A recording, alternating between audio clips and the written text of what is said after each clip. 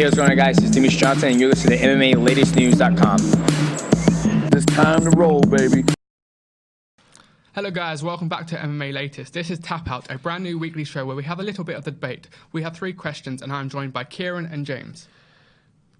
You have seen them on the channel before, and let's get into it. We're going to have 3 questions, 2 minutes apiece, and we're going to score it a bit similar to MMA, 10-9 for the winner, and we'll see who comes out on top. So our first question is, who is the biggest gangster? Nate Diaz or Jorge Masvidal? Who have you gone for, Ciaran? I'm going to go with Jorge Masvidal, and I've got a pretty convincing argument, I believe, behind why, and James has no chance today. No chance, buddy. And who are you going for, Jim? I'll obviously be going for the man from Stockton, Mr. Nate Diaz. Of course, right. So we have 2 minutes on the clock. Who's going to start us off? You start, Ciaran. You're in the red corner this time. Okay, I'm in the red corner. That's fair enough. Champion. Let's go.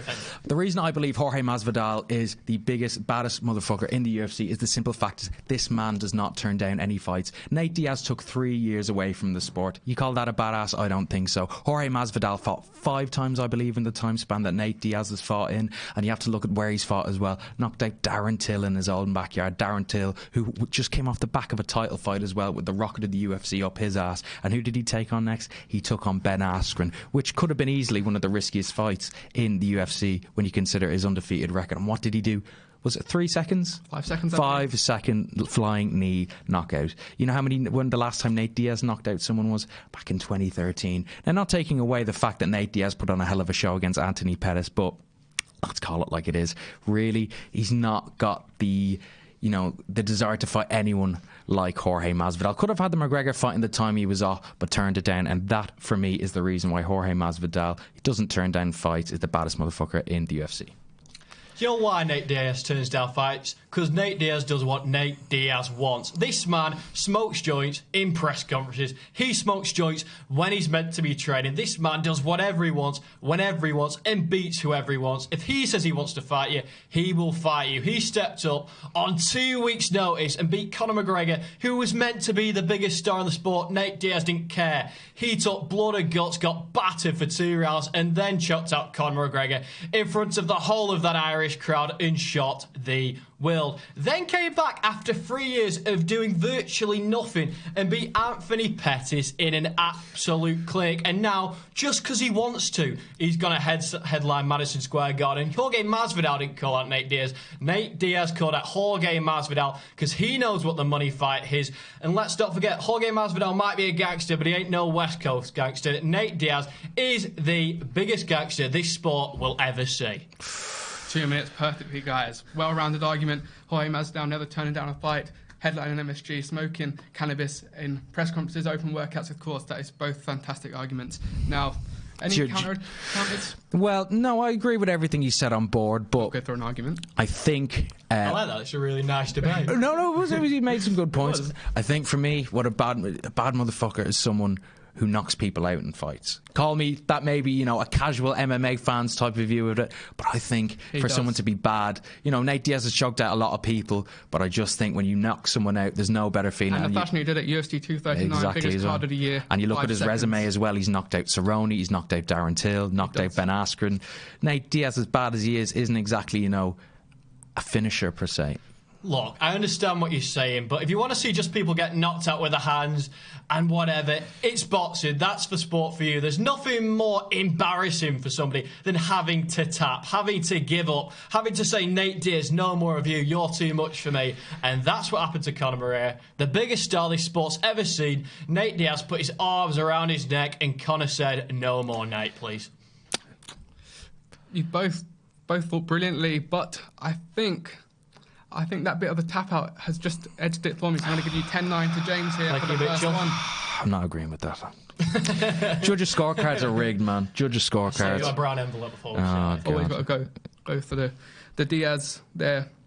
But Masvidal is a fantastic fighter. So our second question is, who will win at UFC Vancouver, Cowboy or Gaethje? James. Well, first, I'm going to opt for Justin Gaethje. The man isn't called the human highlight reel for no reason. He's been unbelievable since he's joined the UFC. He's had a couple of losses, but he's entertaining in every single fight. And I think Donald Cerrone is getting on a bit. I know he had that rejuvenation when he came Dad Cerrone, but he lost to Tony Ferguson last time out. He's got to be coming towards the end of his career at 36. Justin Gaethje has put in 2 terrific performances, back-to-back knockout finishes over James Vick, and then followed up against Edson Barboza. I think Justin Gaethje's a real threat now in this lightweight division, and after the Tony Ferguson fight, if Khabib somehow wins that, then I think Justin Gaethje's the best matchup for him. A really good wrestler. I don't think Cerrone's going to take him down to use his jiu-jitsu. I see Justin Gaethje taking it on the feet, knocking Donald Cerrone out, who's come to the end of his career now.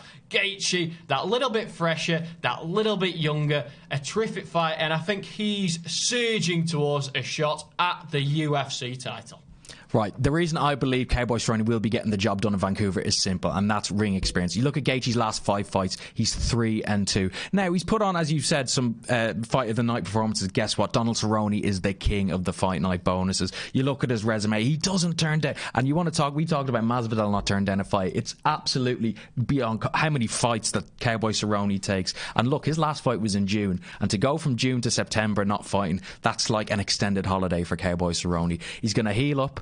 You know, you look at some of the finishes he's had, he can finish. Not only can he knock you out, he finish you off your back. And while Justin Gaethje may be a human highlight reel, as everyone calls him, his wrestling is strong, but he's reckless going into fights. We saw it in the Michael Johnson. Every one of his fights, that's why it's been fight of the night. He goes and bites down on his gum shield. I don't think that's going to work as such as a well-rounded fighter as Donald Cerrone. You look at the fact that he can finish you off his back, he can finish you in the clinch, he can finish you on his feet. I believe when Cerrone starts clipping him up on his feet, you know, putting the combinations together, Gaethje's going to go back to his Arizona State, whatever college he went to, whatever. He's going to go back to wrestling 101. He's going to try hug Cerrone. We know what happens when people try to hug Cerrone. Look what happened to Mike Perry on his back, armbar, triangle choke, whatever you name it. Cowboy can finish you anywhere, and there's absolutely no way in my eyes that Justin Gaethje can handle the big stage just like Cowboy Cerrone. Cowboy's been around too long. He's seen it all. He's done it all. He's dealt with these one-over-hand right wrestlers like Justin Gaethje and will be victorious on Vancouver. Time.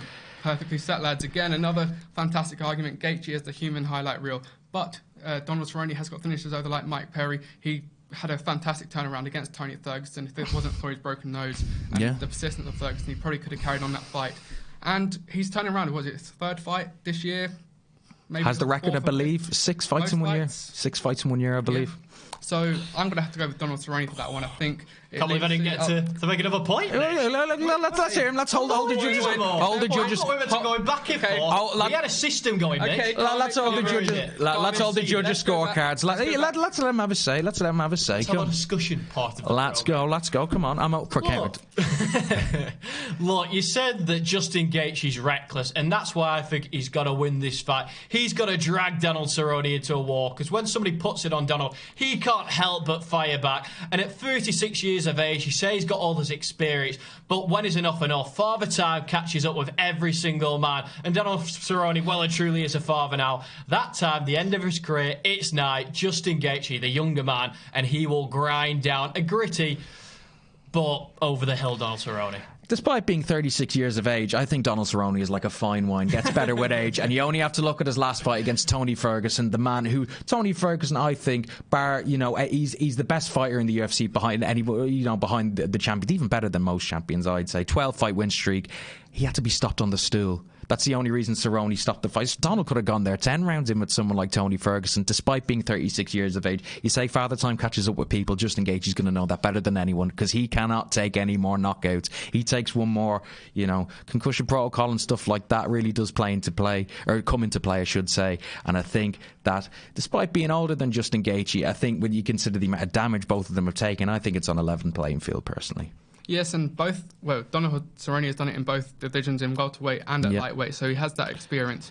He's coming to this looking for that title shot. He could get it should he win. Obviously, I'd imagine Tony Ferguson is ahead of that, but I think Donald Cerrone edges this one, I'm afraid, guys. So this is 10-9 to Ciaran, so it brings it up to 1-1 going into the final round. All to play for, I like it. All to play for, let's go. Okay, so going into the third and final round, it's 1 round apiece. And we have got the final question. Of course, it is who should fight Khabib Nurmagomedov next? And Ciaran, what's your pick? I'm going to get a lot of shit in the comments for this, but I'm prepared. I'm going to go put it all on the line and say Conor McGregor is the man who should be facing Khabib Nurmagomedov next for the lightweight belt. Back in your Irishman, of course. Of course, patriotic as always. And James? I'll be going for Mr. El Kakui, Tony Ferguson. Okay, so there's 2 minutes on the clock. Start. Well, there's one key reason why Conor McGregor should fight Khabib Nurmagomedov for the belt next, and the reason is quite simple: money talks. People always bang on about McGregor, the way he's finished. You know, he's this, that, or the other. No one wants to see him fight again. Guess what? Of the top five most bought pay-per-views in UFC history, Conor McGregor has 4 of them. The top 4, in fact. His last fight against Khabib broke the record, #1 selling UFC pay-per-view of all time. And you only have to look at the Nate Diaz situation why this makes sense. El Kakui, don't get me wrong, Tony Ferguson does deserve it for the win streak he has, but guess what? Life's not fair. You look at the Conor McGregor-Nate Diaz feud. That was all set up for a trilogy. You know why it didn't go into a trilogy? Because too much time was left between fights. They lost relevance. And when you look at, they can't, in my opinion, risk Khabib going up against someone like Tony Ferguson. The money in the McGregor fight is in this rematch. You look at the backstory to the bus attacks, you know, all the talk on social media, the build-up, you know. We'd never seen anything like that. These were 2 lads who genuinely hated each other, and that is why I believe Conor should go into the next fight. If we're going to give Conor McGregor this fight, where is the integrity in mixed martial arts? Tony Ferguson is on about a 705 winning streak. He's been going on forever. Do we really want to see a rematch of a fight which wasn't even competitive the first time round in Conor McGregor and Khabib? You say all this money toss, and it does, and Conor McGregor can fight literally any man and sell as many pay-per-views as he wants. So why are we going to go on one fight of Khabib versus Conor when we could have 2, Conor versus anybody, and then the fight all the hardcore fans want to see, Khabib versus Tony? It's the fight to make. It's meant to have happened 4 times. It's written in the stars that these 2 men are meant to collide. And let's face it, it's the dream matchup. The only man who people believe can beat Khabib is Tony Ferguson. It's the dream matchup. Can Tony Ferguson's jiu-jitsu outdo Khabib's Dagestani wrestling? Conor McGregor, as good as he is, everything he's done in the world, from these bus attacks to assaulting elderly men in bars, does he deserve it? I'm calling time. Fantastic argument. One counter argument to that. I completely agree. It's a fight written in the stars. However, do you make this fight a 5th time now? 4 times before it's been pulled out? People call it a cursed fight. Yeah, I'll tell you why. It's been pulled 4 times, and usually that sort of kills the interest in a fight. But the fact that people still want to see it at the 5th time of asking just shows what a big fight this is. Everybody's after this one. I think the interest is probably higher now as well with what happened between Khabib and Conor. Dustin and Khabib just fought. I think it's potentially a bigger fight now than it was back at UFC 223 when we obviously had the bus attack. Tony Ferguson came in as interim champion. And unfortunately, his injury in that Fox studio cost him a dear title shot. So he's come back from that with a win over Cowboy Anthony Pettis. So he has got a strong pace. But of course, Conor McGregor does sell. Do you have any counters to that? To the point that Ferguson's win streak. Yes. Yeah. Well, look, I've always tipped my hat to Tony Ferguson for the win streak, and we say, where's the integrity in MMA? You know, integrity went in MMA when someone like, you know, there's talk of Brock Lesnar fighting for the heavyweight belt. GSP skipped the line at 185. Yep. You know, it really doesn't. You know, I'd love to see that fight as well, but at the end of the day, it makes sense for the UFC probably to make the McGregor fight first. I'm playing devil's advocate here, by the way. This is a debate. These aren't, you know, necessarily my opinion. Just making it interesting. You've got a bottle of proper 12 down I've got a proper 12 down here, and the can of Monster's about to go straight at James's face. So yes, I think it's a tough one. I'd love to see McGregor Khabib too. I think with how it got built up, I watched the free fight that they put out for UFC 242, and it just brings back all those memories of those 2, the animosity coming together. But I think Tony Ferguson is the right opponent for him. It's been built up 4 times already, but I think he does deserve that title shot now. He's number 2 in the rankings. Yeah. He's not moved up to number 1, is he yet? He should probably be number 1. Absolutely, yeah. And with Dustin Poirier losing his interim championship belt, I think Tony Ferguson is next. So for that reason, I'm going to have to give it to James. For the sport of MMA. I'm the gloves are off champion. Thank you, I'll bitterly shake this man's hand in the face. Don't be going on any buses soon, will you? Absolutely no. No, we're going to take this into the car park later. Definitely.